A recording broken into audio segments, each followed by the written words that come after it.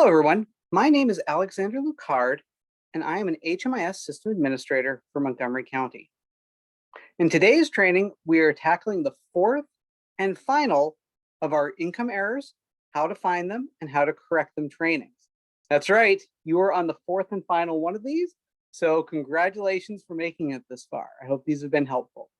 We're going to get right into it and correct the two clients for today's training session. As always, we go into Client Point and we look up the first few letters of the client's name, about 2 or 3 letters in the first and last name. In this case, we're looking for a Maxwell Friedman. So we're going to do MA and FR and see what comes up. We hit search and there's their name. As always, we just double check the last 4 digits of the social and the date of birth in the client's record to make sure we're in the right client. And then we click on their name when we are confident. Now, as always, to correct an income error, we're going to go into the entry exit. We're going to look at the entry first, and then we're going to look at the newest interim a client has. Usually the error is going to be in one of those two. And the APR, if you're using the APR monthly like you're supposed to, the APR will show you income error at start, income error at annual assessment, and income error at exit. But it won't always show you if there's a lot of interims, if like say you have 12 interims and the error is in the 5th or the 6th. It can only show you the first, exit, and then that interim. So let's go take a look and see what we can find. We're going to Axwell Jacob Friedman's account. We can see that he has 1 interim. And of course, we start with that intro, the entry of the project start date. And we can see here, yes, income from any source, and down here is $1,000. So we should be able to find somewhere in the source of income, $1,000 unit. And there we are, $1,000 earned income. Yes, $1,000, $1,000. So no error here. That's fantastic. And now let's go up to the interims. And here's the pencil. And of course, we always want to make sure that we go to the update. And let's take a look at what we've got. Income from any source, monthly income, benefit, and monthly income. Income from any source is yes. Monthly income is $5,000. And monthly amount is $5,000. So everything matches up. So everything's been coded correctly in both the interim and the entry. So how is there an error in this if everything looks to be coded correctly? Well, the truth is, in this example, it might not be an error. But let's take a look at the magnifying glass so we can sort everything in order. And we'll do source of income. And that lines up everything, like all the alimony, all the child support, all the general assistance, all the earned income in chronological order. All right.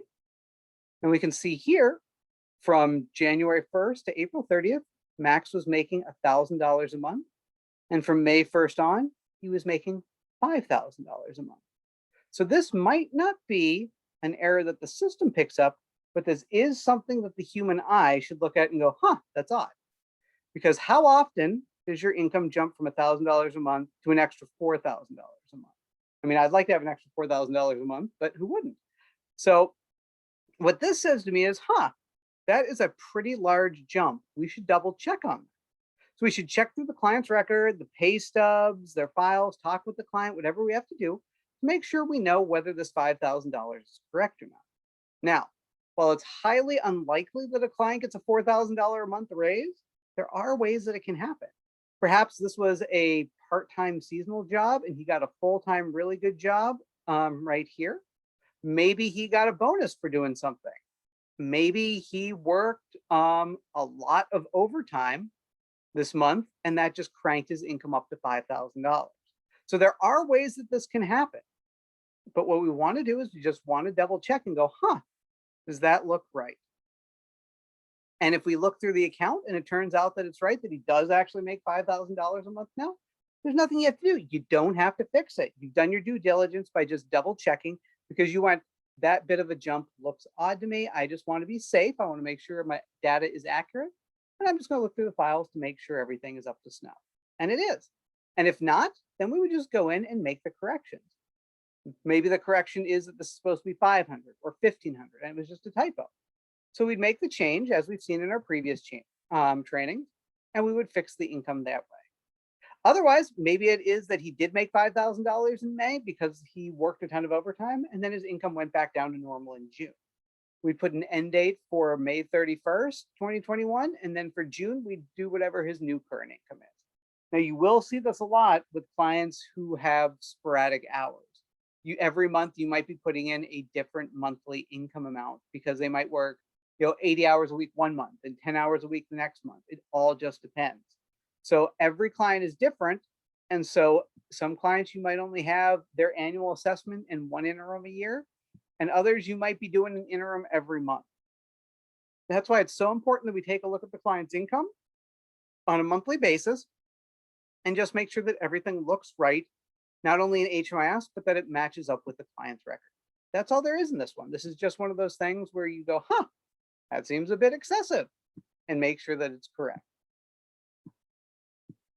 Because sometimes it's not an error that the system picks up, it's only an error that the human eye can see. So let's do our very last ever client with an income error. We're going to look for a Kenny Omega. And again, we're only going to do a first couple of letters because what if it's under Ken Omega? Or what if it's under Kenneth Omega? We're just going to do KEOM. We're going to do a search. And there we go. There's Kenny Omega. So let's take a look at his account. As always, we go into the entry exit. And look, we've got 9 interims here. So that means the error could be anywhere. Is it on the entry? Is it on the most recent interim? Is it on like the 5th or 6th of the 9? We won't know until we do a look. So let's start off looking down here at that very first project start date, the entry date, his income. Yes, and 500. Income from any source is yes, total monthly income is 500. Let's see if we can find it. And there it is, $500 in SSDI. So everything's coded right here on the entry. Yes, 500, 500. Fantastic. So now let's go take a look at the interims. And here we can see that the client has a lot of interims. This client's been here since 2016.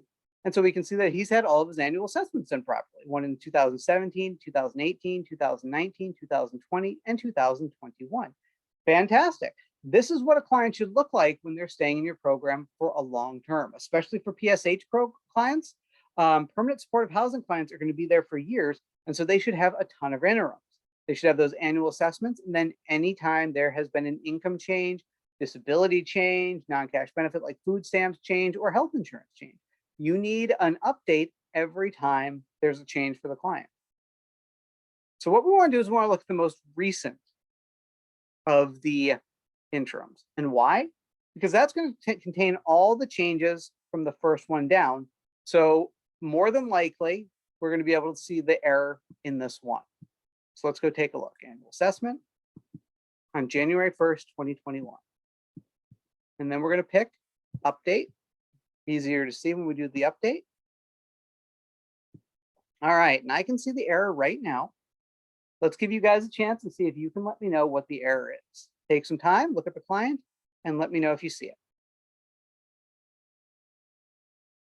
All right. So the error is really, really apparent. There's no end date. We have all these changes. The case manager's been doing their due diligence. They've been doing their updates. They've been putting the income in. They've been updating their income from any source. They've been updating their total monthly income. But what they haven't been doing is putting an end date for each of their incomes. So you see we have these 4 SSDIs without an end date. And we have the original SSDI from back in January 1st, 2016 without an end date as well. So why is this bad? Well, if you have income without an end date, it's going to keep counting them. And so the system isn't just going to go, oh, I'm going to look at the most recent one and only take that. It's going to go, oh, there's no end date. If there's no end date, it's still active. And I'm going to take all the active ones. And so it's going to take the 750, the 700, the 650, the 600, and that 500 one all the way over here. And it's going to add them together. That's going to be like $3,200.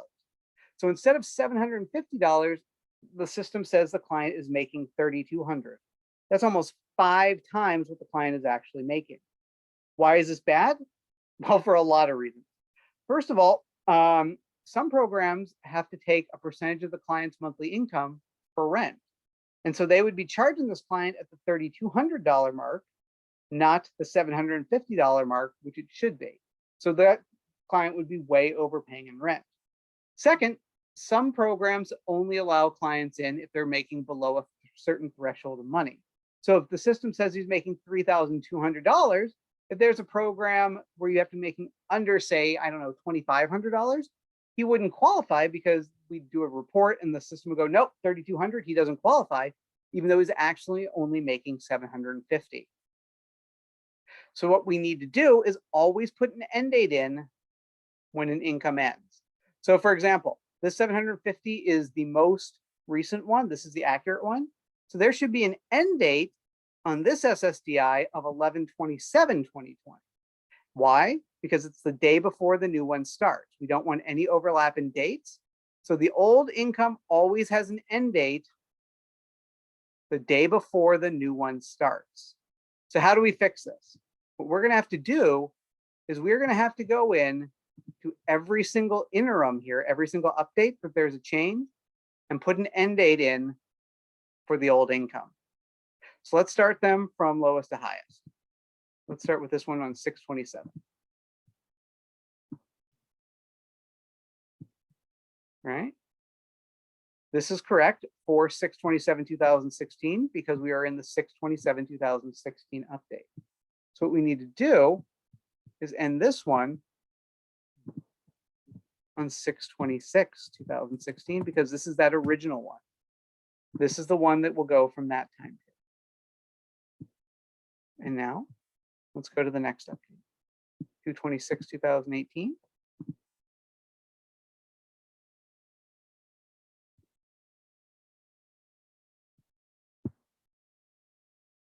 Now we're going to end this one on 2/25/2018. Why? So there's no overlap.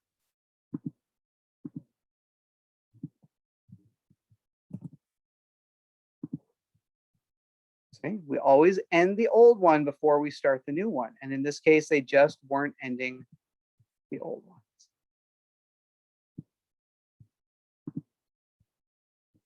And we just keep going. Just keep going until they're all fixed up and Kenny Omega's account is correct.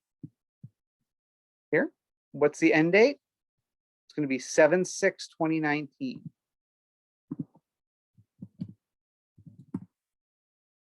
Right? And as you can see how we're getting the end dates in? And now for the last one, 11/28/2020, that was the last time there was an income change. We can see that right here. So this last one is going to have 11/27/20. We hit save. And there we go. Save and exit. Oops. Let's save and exit. And now let's go look at the annual assessment. That most recent interim. See how we can see how they all have end dates now? And if we look at view gross income, he's only making $750 a month rather than the $3,200. And again, we can click on the magnifying glass, sort by source of income, and here's that full history with the correct end dates. So we've got 1/1/2016 to 6/26. The next day it switches up to 600 until February 25th. February 26th at 650 till 706. And so you can see they all have end dates, and now they aren't going to all merge together into a Voltron sort of income. And that's what we would have to do. That's all we have to do when we see multiple ones without an end date. We just want to make sure we go into the right interim and put that income in. And that's all there is for this one. For Kenny's done. We fixed him up. And now instead of making $3,200 because there were no end dates, he's making the correct $750 and his account is good. And so that's the last of our common income errors, how to find them and how to fix them training. Thank you so much for sitting through these. I know there's been a lot of these and they're all quite long, but I hope they've really been informative. And I hope that you'll be able to take away from these trainings and know how to fix some of these income errors. We've looked at some pretty easy ones. We've looked at some pretty complex ones. Again, if you do come up with something that you can't seem to fix, please refer back to these trainings. And if you still can't fix it, reach out to us on the HMIS team here at Montgomery County. Thank you again so much for joining me with these trainings. And I look forward to doing more trainings with you in the future. Have a great day.